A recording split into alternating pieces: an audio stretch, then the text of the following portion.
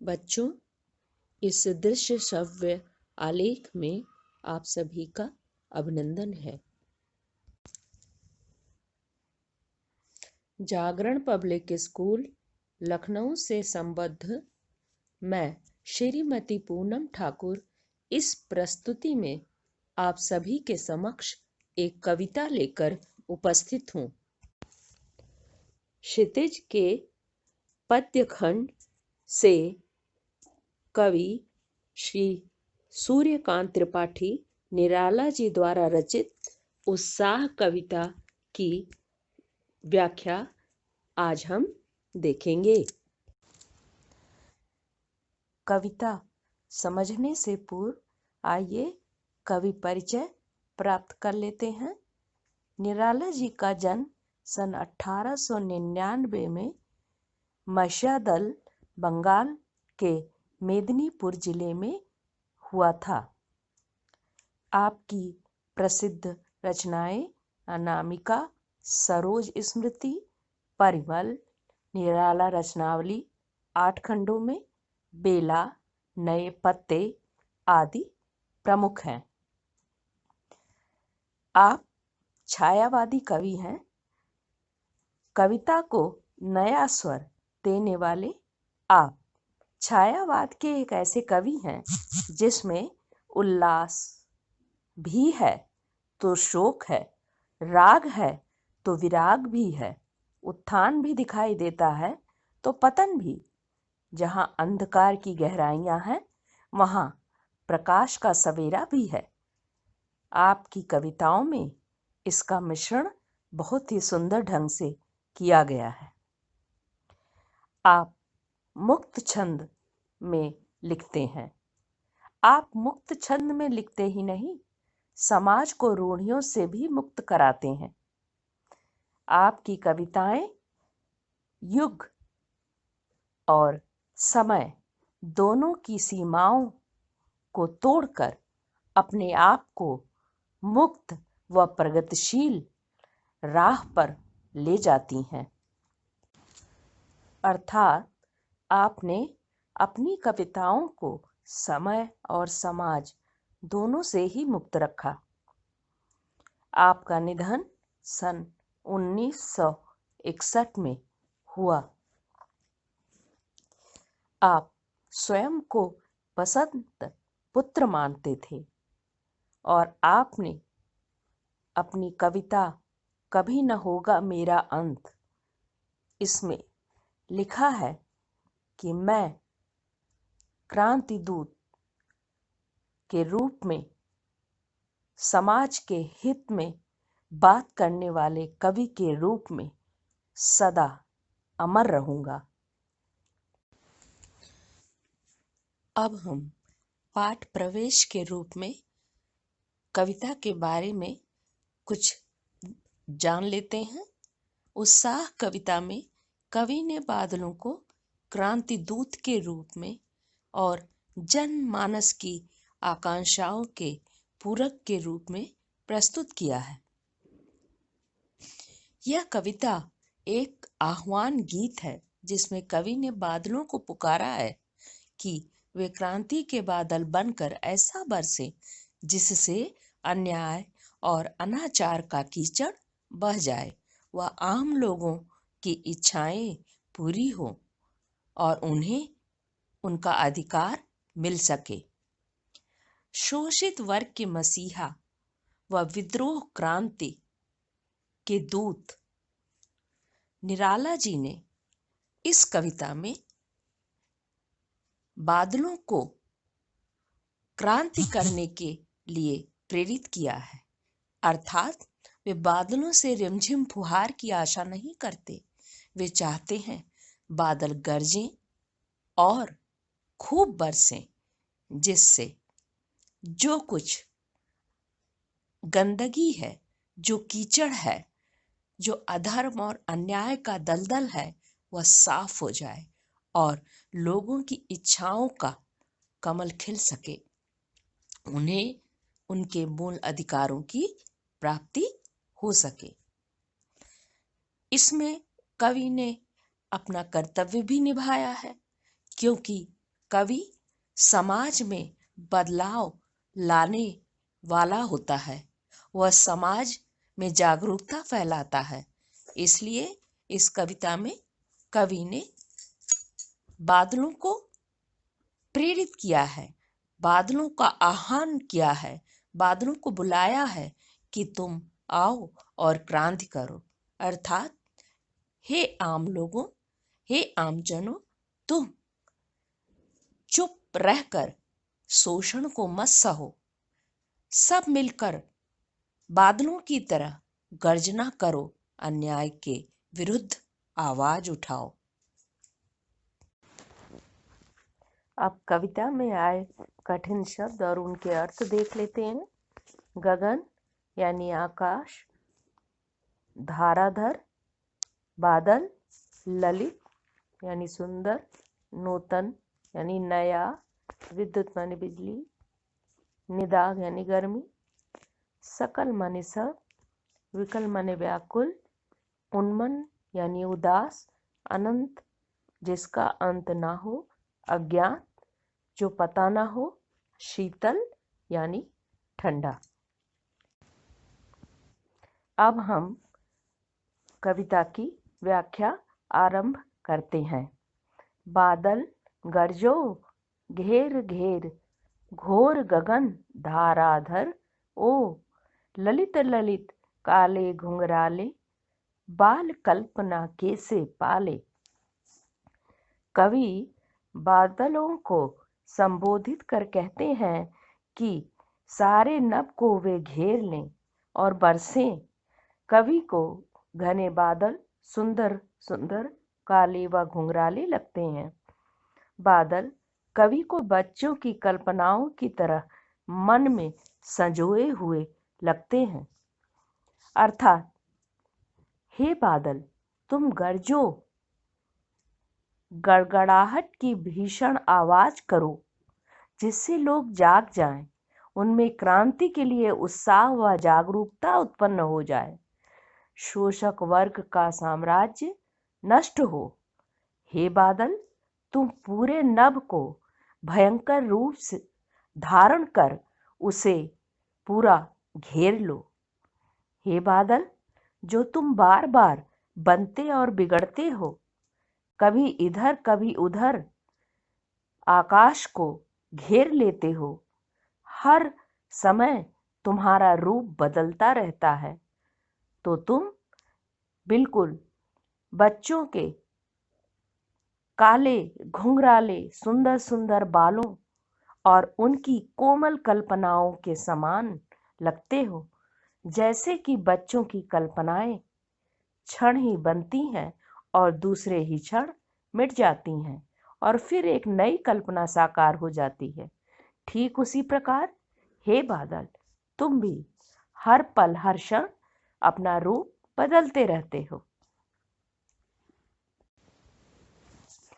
कवि आगे कहते हैं कि जैसे छोटे बच्चों के मन में तरह तरह की कल्पनाएं बनती बिगड़ती हैं, उसी तरह नभ में बादल भी कई रूप लेकर बदलते हुए घुंघराले बाल से लगते हैं और कवि इन्हीं सब कारणों से बादलों की तुलना बच्चों की कोमल कोमल कल्पनाओं से की है। आगे की पंक्तियों का अर्थ देखते हैं। विद्युत छवि उर में कवि नवजीवन वाले, वज्र छिपा नूतन कविता, फिर भर दो बादल गरजो। कवि का विचार है कि बादलों के हृदय में बिजली की शोभा छिपी रहती है। वह बिजली वज्र की तरह कठोर व अचूक मारक शक्ति रखती है, जो अन्याय, अत्याचार, शोषण व षड्यंत्र आदि कीचड़ को साफ कर न्याय, सदाचार, प्रेम, भाईचारा व समानता से नए समाज की रचना करती है। इस प्रकार कवि का यह कहना है, तुम्हारे हृदय में अर्थात बादलों के हृदय में बिजली की चमक है, बिजली की शक्ति है। इसलिए हे बादल, तुम लोगों को नया जीवन देते हो, और जब तुम पानी बरसाते हो तो लोगों को पानी के रूप में जीवन मिलता है। लेकिन तुम्हारी बिजली और घनघोर वर्षा से अन्याय और अत्याचार का कीचड़ भी नष्ट होता है, साफ होता है, और एक ऐसे आदर्श समाज का निर्माण भी होता है जहाँ न्याय होता है, जहाँ सदाचार, प्रेम, भाईचारा, समानता का एक साम्राज्य होता है। ऐसे सुंदर समाज की रचना करने की शक्ति, हे बादल, तुम में छिपी हुई है।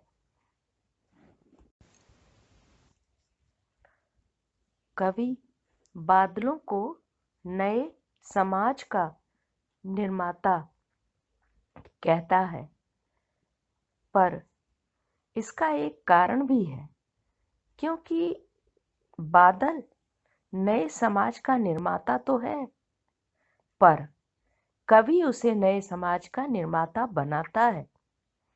कवि स्वयं नए समाज और जीवन का निर्माता होता है, और वह अपनी नई कविता के द्वारा समाज में अधर्म व अनीति के विरुद्ध लोगों में चेतना या जागरूकता पैदा करता है और प्रेरणा देता है, शक्ति देता है कि विशाल जनसमूह की एकता की शक्ति बिजली से युक्त अनंत व घनघोर बादलों में छिपी विद्युत यानी बिजली की शक्ति के समान है, जो समाज को समूल यानी जड़ सहित बदल डालने की, पूर्णतया परिवर्तित कर देने की शक्ति रखता है।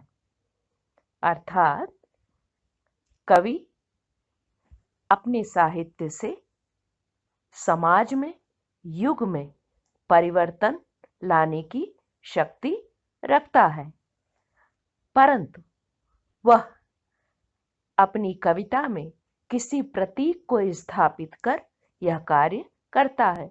जैसे कि इस कविता में निराला जी ने बादलों को क्रांति का प्रतीक बनाया है, क्रांति का दूत बनाया है। अब आगे की पंक्तियां। विकल विकल उन्मन थे उन्मन, विश्व के निदाग के सकल जन। कवि कहते हैं कि संसार के सभी लोग बहुत गर्मी के कारण बेचैन हैं, वे व्याकुल हैं, उनकी इच्छाएं अपूर्ण हैं, वे अपने अधिकारों से वंचित हैं। अर्थात चारों ओर फैले अमानवतापूर्ण शोषित व्यवहार की पीड़ा से व्याकुल और उदास हैं।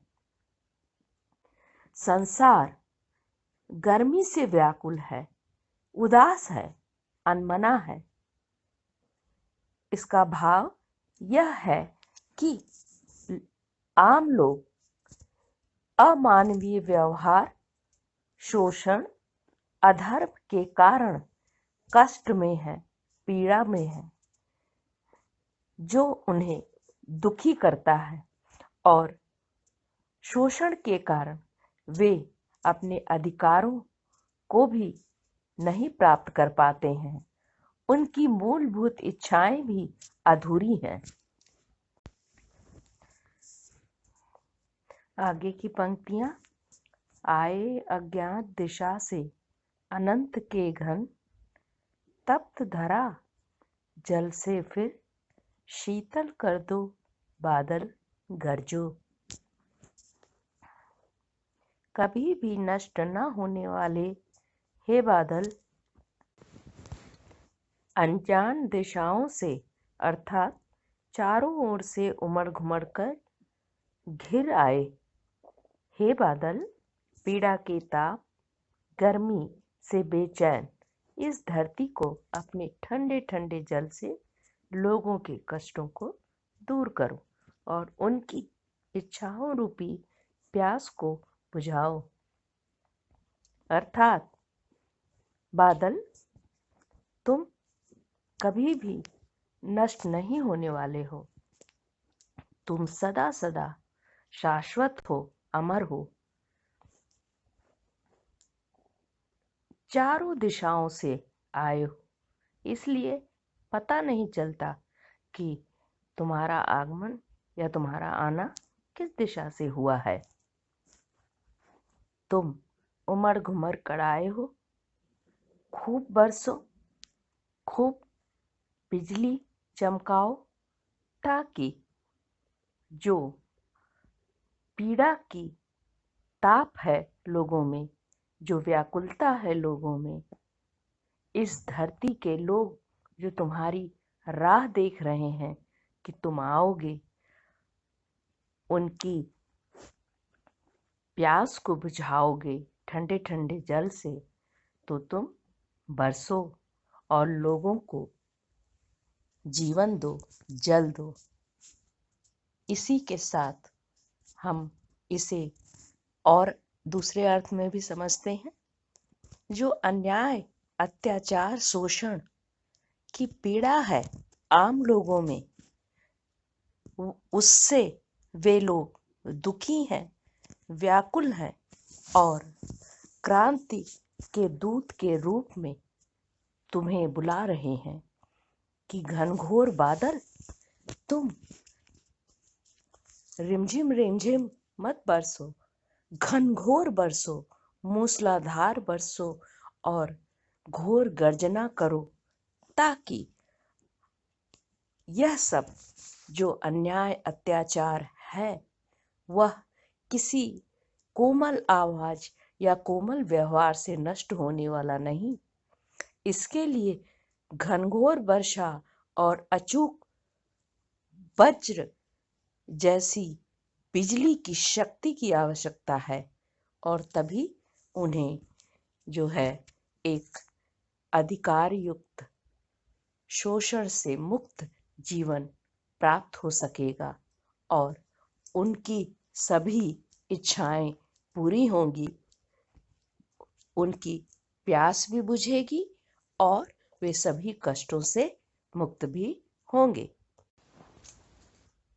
व्याख्या में आगे, जिनका कभी अंत ना हो, ऐसी घनघोर बादल, प्यासे व सूखी धरती पर रहने वाले लोग अधिकार व सुख से वंचित यानी जो चीज किसी से छीन ली गई हो, वंचित, विवश यानी मजबूर, जन समूह माने लोगों का एक विशाल समूह तुम्हें पुकारता हुआ एक बार फिर अपनी प्यास बुझाने के लिए और शोषण से मुक्त कराने के लिए मेघों के रूप में अपनी कविता में क्रांति की रचना करने वाले कवि से आशा करता है कि वह अपने कठोर शब्दों के वज्र व गर्जना से अनाचार का नाश करे, जलरूपी समता, स्वतंत्रता व प्रेम की शीतलता भरकर समाज को नया जीवन दे। यही कारण है उपर्युक्त पंक्तियों में कवि ने बादलों को नवजीवन वाले कहकर एक प्रतीक स्थापित किया है। भाव है कि कवि ही समाज को अपने शब्दों से, अपने विचारों से, अपने क्रांतिपूर्ण शक्ति से एक नया जीवन देता है। व्याख्या के बाद अब काव्य सौंदर्य देखेंगे। छंद मुक्त या स्वतंत्र कविता, यानी जिसमें तुकबंदी ना हो, अर्थात अतुकांत कविता। भाषा संस्कृत या तत्सम प्रधान खड़ी बोली। इसमें कवि ने संस्कृत के कई शब्दों का प्रयोग किया है, जैसे विकल, उन्मन, अज्ञात, शीतल, धाराधर, ललित, नूतन, विद्युत, सकल आदि। रस उत्साह का भाव होने के कारण यहाँ वीर रस है। ओज गुण कविता को पढ़ने से मन में उत्साह और उमंग का भाव पैदा होता है। शक्ति व्यंजना शक्ति। इस पंक्ति में कवि नवजीवन वाले, इसमें कवि को नवजीवन देने वाला कहा गया है। कवि समाज के लोगों को अपनी कविता के माध्यम से नया जीवन देता है। कविता के माध्यम से उन्हें अपने अधिकारों को पहचानने, शोषण से मुक्त कराने, अन्याय के विरुद्ध आवाज उठाने के लिए प्रेरित करता है, मार्गदर्शन देता है। इससे वह दुखी और शोषित लोगों को नया जीवन देता है। इसलिए उसे नवजीवन कहना अत्यंत उपयुक्त है। इसी के साथ बादल भी तो नवजीवन देने वाले हैं, जो जल बरसाकर सूखी धरती को जल से शीतल कर देते हैं, लोगों की प्यास बुझाते हैं। तो इस प्रकार कवि का यह प्रयोग अत्यंत ही अभिव्यंजनात्मक है। अलंकार बाल कल्पना कैसे पाले।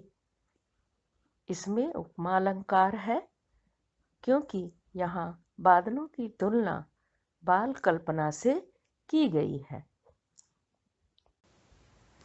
ललित ललित घेर घेर, इन पदों में पुनरुक्ति प्रकाश अलंकार है। काव्य सौंदर्य में अब आगे विकल विकल, उन्मन उन्मन, बिना अर्थ बदले एक ही शब्द दो बार आने के कारण यहाँ पुनरुक्ति प्रकाश अलंकार है।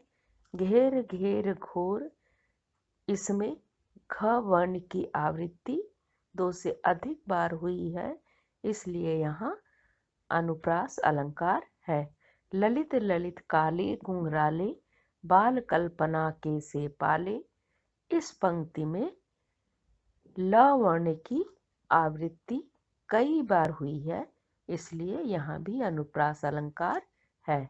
आए अज्ञात घन, यहाँ पर बादलों को मनुष्य की तरह व्यवहार करते हुए प्रस्तुत करने के कारण मानवीकरण अलंकार है। बादल जैसे मनुष्य की तरह आए हों। टिप्पणी कवि के प्रगतिशील, ओजस्वी व क्रांतिकारी रूप की झलक पूरी कविता में दिखाई देती है।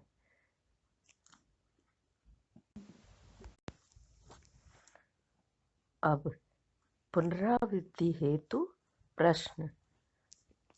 पहला प्रश्न, कवि ने किसे और क्यों पुकारा है।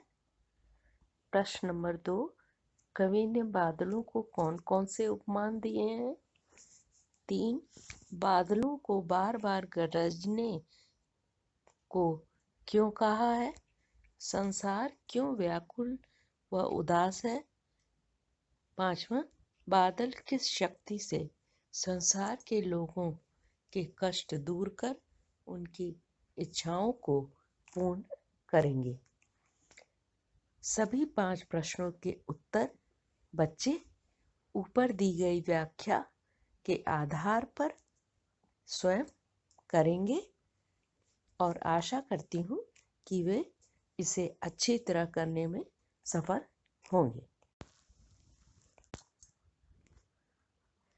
कवि के विचारों, भावनाओं और कल्पनाओं को अच्छी तरह समझने और आप तक पहुंचाने में मैं सफल हुई होंगी, ऐसी आशा के साथ आप सभी का बहुत बहुत धन्यवाद।